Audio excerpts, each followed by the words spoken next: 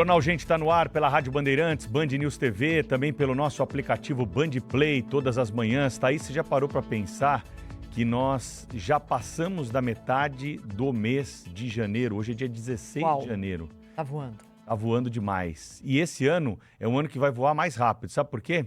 Porque daqui a pouco tem o Carnaval, depois temos aí as comemorações juninas, já vai emendar a Copa do Mundo e depois no segundo semestre tem eleição, que é o nosso próximo assunto. Eleição 2026, os brasileiros vão às urnas nesse ano em outubro, no primeiro domingo, como manda a lei, para votar em deputado estadual, deputado federal, 2 senadores, nós temos uma renovação maior do Senado, governador do estado e presidente da República.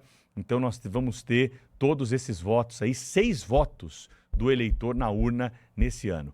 Vamos chamar para conversar conosco sobre a expectativa para a eleição, os primeiros movimentos desse ano de 2026, o presidente do Instituto Paraná Pesquisas, Murilo Hidalgo, que sempre está conosco aqui trazendo levantamentos, hoje está aqui para fazer uma análise a respeito desse ano, que já temos colocado a respeito de candidaturas, principalmente do cargo principal, que é o de presidente da República. Murilo, bom dia para você, um bom ano novo, primeira vez que nos falamos aqui nesse ano no Jornal Gente.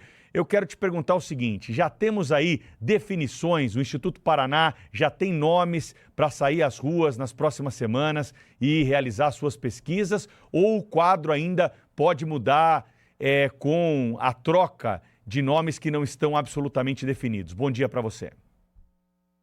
Bom dia, primeiramente um bom ano a todos, né? Bom dia, Thaís, Bom Pedro, dia. Sônia e todos os espectadores.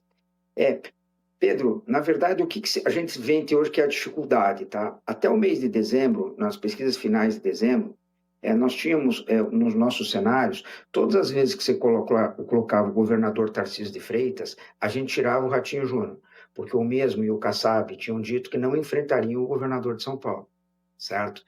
Com as declarações do governador e do presidente do partido nos últimos dias, agora fica a dúvida. Nas próximas pesquisas, a gente coloca o Ratinho para enfrentar o Tarcísio ou a gente continua não colocando? Porque lá atrás eles falaram que não enfrentavam, né? Isso pode ser uma sinalização também, Pedro, do Kassab, que é secretário do Tarcísio, que ele tem alguma informação de que o Tarcísio não será mais mesmo candidato a presidente, que o candidato é o Flávio, para ele ter dado esse passo adiante, certo? Essa eu acho que é a principal sinalização da pré-candidatura do Ratinho Júnior, quer dizer, na cabeça do PSD, o governador Tarcísio já estaria fora da disputa social e o candidato seria o Flávio. Esse é o sinal que nós vamos pensar se nas próximas pesquisas continuamos mantendo isso ou não, né? Essa é uma definição para as próximas horas. Murilo, é muito prazer falar com você. Um feliz ano novo. 2026 é um ano que promete. Esse eu tenho certeza, você já trabalha muito, mas esse você vai trabalhar mais ainda, e nós também, mesmo do exterior. E a minha pergunta é a seguinte, Murilo: nesses resultados de pesquisa, escândalos como o do INSS, do Banco Master, eles podem colar na avaliação do atual governo, ou isso é visto pela população como um problema do país como um todo? Olha, Sônia, não tenho dúvida que o INSS, a prisão do Bolsonaro, as rachadinhas, os problemas dos governadores, né? Porque, na verdade, a gente sempre cita, nesse momento, para a grande população brasileira, é a família Bolsonaro e o Lula que tem problemas. Os outros não têm, porque os outros têm menos mídia nesse aspecto, tanto positiva quanto negativa, certo? Não tenho dúvida que, infelizmente, o lado B nessas denúncias, esses debates, muitas coisas aparecerão durante o pleito, não tenho dúvida disso, que infelizmente ou felizmente serão muito debatidos. Murilo, você acha que o cenário 2026 tem alguma diferença em relação aos cenários das 2 últimas eleições presidenciais, em relação ao espaço do centro? Porque o que a gente viu nas 2 últimas, no segundo turno Bolsonaro-Haddad e no segundo turno Lula-Bolsonaro, foi a postura de 2 candidatos, um mais aqui para a direita e outro mais à esquerda. O centro não teve vez. Teve ali índices de votação pífios no primeiro turno, nada que fizesse sombra a esses personagens políticos. Eu pergunto isso por causa do potencial de viabilidade de uma candidatura mais ao centro, como, por exemplo, a de Ratinho Júnior. Olha, Thaís, em comparação à eleição passada, o que a gente viu? A gente viu que os candidatos do centro-direita não saíram muito candidato. Quem saiu candidato? A Simone Tebet, a Soraya e o Ciro Gomes. Ambos eram muito mais críticos ao presidente Bolsonaro do que ao presidente Lula. Essa eleição que se aproxima, a gente vê que o lado do centro-esquerdo do presidente Lula vai estar mais unido. E a gente começa a prever uma eleição, provavelmente com Flávio Bolsonaro, com Ratinho Júnior, com Caiado e Zema, o que será uma eleição muito mais crítica nos debates, principalmente ao presidente Lula. Certo? Seriam todos contra um, como foi na passada, e essa tende a ser a mesma coisa, todos contra o ex-presidente Lula. Agora, precisamos ver se essas candidaturas confirmam. Agora, qual é o problema do centro, especificamente? É essa divisão. Se o Ratinho Júnior conseguir unir Caiado, conseguir unir Zema, conseguir unir esses candidatos, com certeza ele passa a ter chances muito maiores. Agora, com uma divisão da direita, como se avizinha, que o Zema diz que é candidato, o Caiado diz que é candidato e o Ratinho diz que é candidato, fica um pouco mais difícil. Murilo, essa articulação, né, daqueles que são adversários do presidente Lula, ela ainda está acontecendo? Você já vê caminhos pavimentados de definição? Ou você acredita que ainda seja possível reunir mais nomes importantes em prol de uma candidatura que possa sair fortalecida e com um grupo fechado, né, de oposição, não fragmentado como temos visto aí nas últimas semanas? Olha, Pedro, você vê como as coisas é difícil de prever as eleições no Brasil, né? Na segunda-feira, você viu posts da primeira-dama de São Paulo Sim. que sinalizava que o Tarcísio poderia ser candidato. Aí ontem você vê uma declaração do governador Ratinho Júnior, do Kassab, que é secretário, o lançando praticamente dizendo que o Tarcísio não é candidato, certo? Agora, uma coisa é muito clara, o que a gente avizinha no meio político, que o nome do centro-direita que teria condições de unir todas essas candidaturas seria do governador de São Paulo. Mas com a candidatura do Flávio posta, fica muito difícil para o Tarcísio viabilizar sua candidatura. Murilo, e tem também a história que você fez um ranking para a gente. Aliás, a gente cita sempre no Jornal Gente das preocupações do povo brasileiro e que segurança, pela primeira vez, está em primeiro lugar. Continua esse cenário? Como é que o candidato vai ter que convencer o eleitor nesse quesito quando a gente vê aí um crime organizado assim tão forte? O Pedro Campos hoje trouxe um destaque assim muito, enfim, que mexe com a população. Assim, se eles já estão dentro das instituições, como combatê-las, né? O que o candidato tem que fazer? O que o eleitor está querendo do candidato, mais do que promessa de colocar a polícia na rua? Olha, Sônia, principalmente que deem resposta à segurança pública. Mas o que vai acontecer, ao meu ver, com esse tema na eleição? O presidente Lula vai tentar defender as medidas que tomou, certo? Aí o Flávio, o Tarcísio, se for o candidato, ele vai ter que mostrar, além de falar do plano, o que ele fez em São Paulo com a segurança pública, que pouca gente sabe. A gente não sabe se ele contratou mais policiais ou se aposentaram mais policiais. Quais são os índices de segurança, se melhoraram ou pioraram. Isso vale para Ratinho, vale para Zema e vale para Caiado. Que não adianta eles falarem se não mostraram nos 8 anos que tiveram frente aos seus governos o que fizeram, né? Então, mas de um grosso modo, eu te diria que é um tema espinhoso para todos, né? Porque é muito difícil ter uma segurança pública para os governantes, e principalmente os que já foram fazer a defesa do que fizeram, né? Murilo, na sua avaliação, Flávio Bolsonaro é uma candidatura que ajuda a reeleição do presidente Lula? Só ele é o candidato rejeitado, certo? Isso não tem como negar. Todas as pesquisas mostram isso, mas, ao mesmo tempo, mostra que ele está herdando os votos do pai. Cada pesquisa é o único candidato que tem subido. Isso mostra que ele tem herdado os votos do pai. E vamos fazer uma justiça. Ele não tem voto e nem rejeição. Tudo é herança do pai.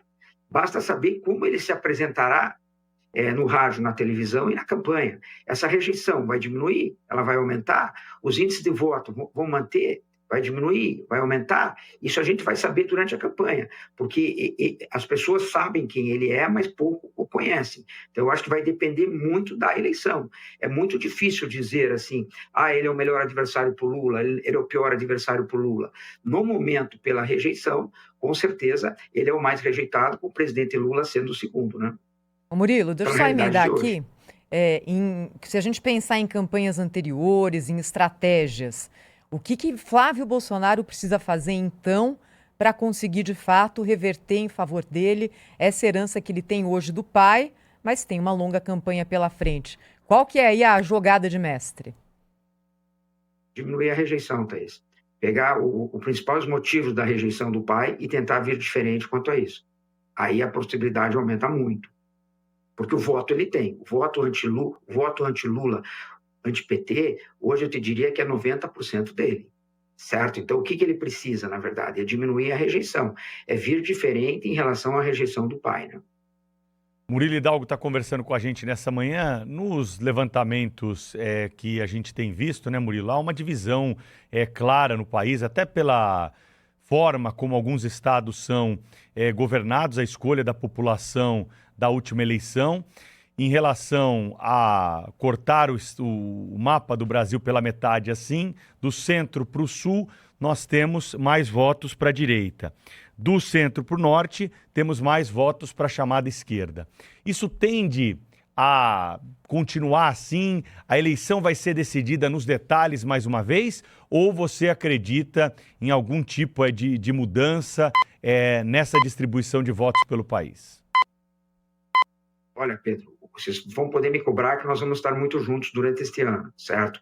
O Lula não vai repetir, provavelmente, o seu desempenho do Nordeste e também não vai repetir o seu desempenho no Sul, quando era mais. Ele vai fazer mais votos no Sul e Sudeste, um pedaço do Sudeste, e fará menos votos no Nordeste pelo desgaste do governo, pelas vantagens e desgaste do governo. Mas a eleição, ela será muito equilibrada. Pode me cobrar 52-48 de volta, para quem não me pergunte. Certo? Mas teremos uma eleição muito equilibrada, porque o Brasil é muito dividido.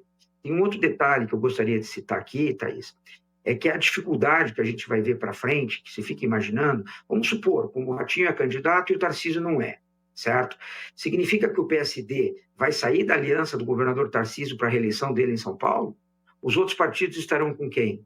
No estado do Paraná, onde o PL é aliado do Ratinho Júnior, não estará mais com o Ratinho Júnior, estará com o Sérgio Moro, outro exemplo. Então, tudo isso vai pesar muito ainda, entendeu, Thaís? Eu acho que é muito cedo, porque tem um impacto muito grande, mas muito grande, nas eleições estaduais, que são muito, muito mais importantes para muitos partidos do que a própria eleição nacional, que é ali que eles elegem os deputados e os senadores, né? Então, vamos aguardar um pouco ainda, porque isso, ao meu ver, vai pesar muito lá na frente, principalmente no mês de maio e junho, né? Falando de cenário internacional um pouquinho, né? Porque o mundo hoje é uma ervilha, como a gente diz, Murilo. A nova política intervencionista do presidente americano Donald Trump para a América Latina, isso pode influenciar de alguma forma as eleições 2026 no Brasil? Com certeza, com certeza.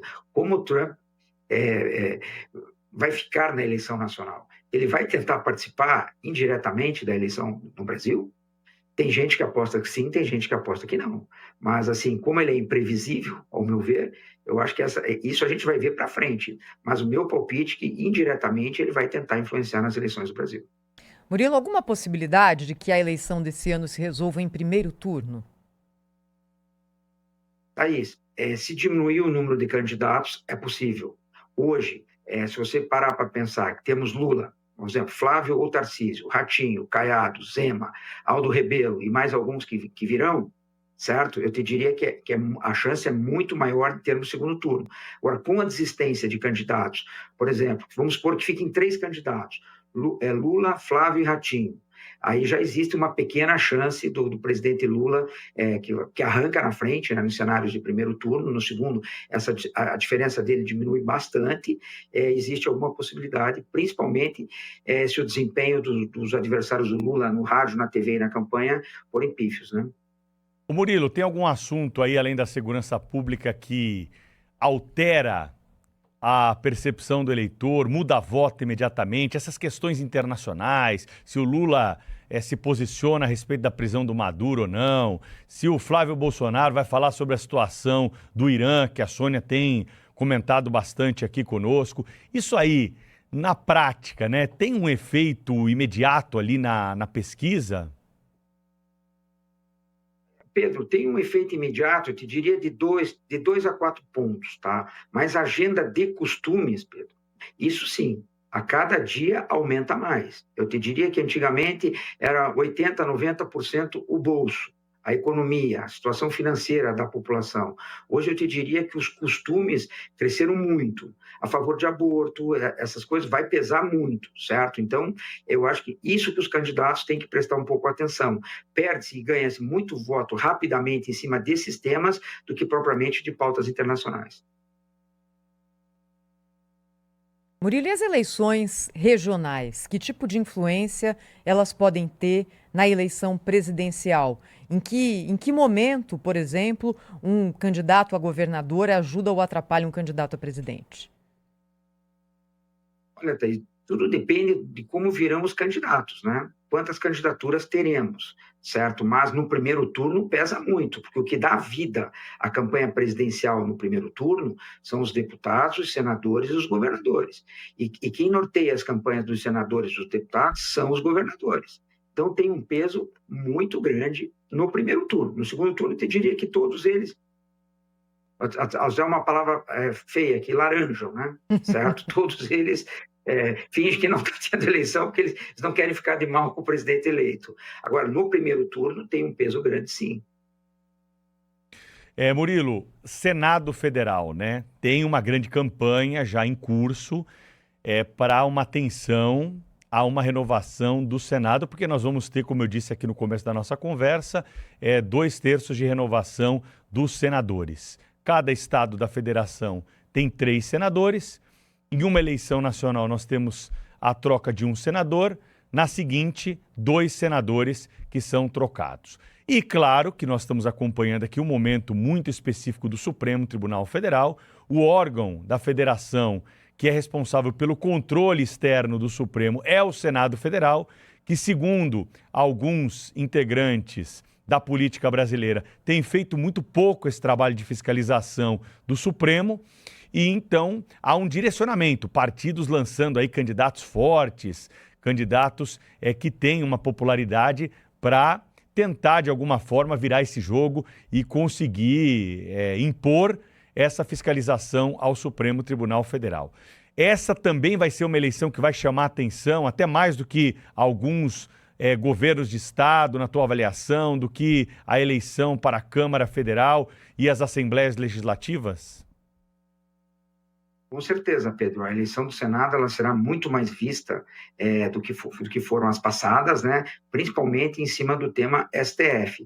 Mas eu acredito, pelas pesquisas que nós fizemos no ano passado em quase todos os estados brasileiros, nós vamos ter um Senado muito conservador, um Senado muito à direita, mas, ao mesmo tempo, um Senado que eu não acredito que vá ter maioria para impeachment de ministro da STF. Por quê? Porque a maioria dos governadores são candidatos ao Senado. Certo? E eles são favoritos a se reelegerem. Então, eu não acredito nesses governadores vindo a Brasília que votariam impeachment de ministro da STF. Então, eu vejo um Senado muito mais conservador, mas ainda muito distante de impeachment da STF, pela realidade de hoje, né? Vamos ver como é que chega no mês de julho em diante.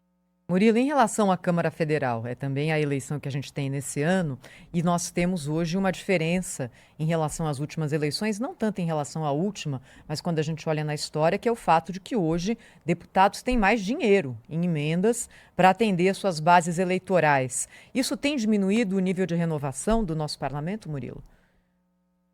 Com certeza, com certeza. O negócio das emendas deixa os atuais deputados muito favoritos para a reeleição.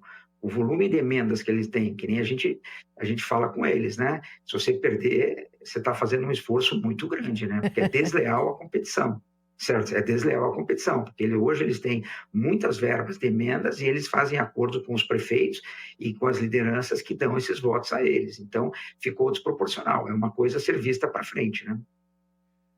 Esse é o Murilo Hidalgo, diretor-presidente do Instituto Paraná Pesquisas, que entende muito de política, conversa muito com os políticos aí, está fazendo pesquisa em todo o Brasil e compartilhou com a gente algumas das percepções para esse ano de 2026. Murilo, muito obrigado pela conversa.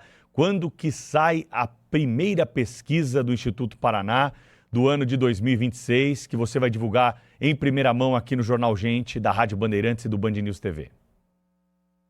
Olha, Pedro, no começo do próximo mês. Começo de fevereiro, temos um encontro marcado, então, com o Murilo aqui no nosso estúdio, para ele trazer os primeiros números dessas disputas. Obrigado pela entrevista. Um abraço para você, Murilo. Um abraço a todos e um maravilhoso final de semana. Obrigada. Jornal Gente no ar, pela Rádio Bandeirantes, pela Band News TV. A gente volta rapidinho. Rede Bandeirantes de Rádio. Informação e o debate na mesa. No Jornal Gente, da Bandeirantes.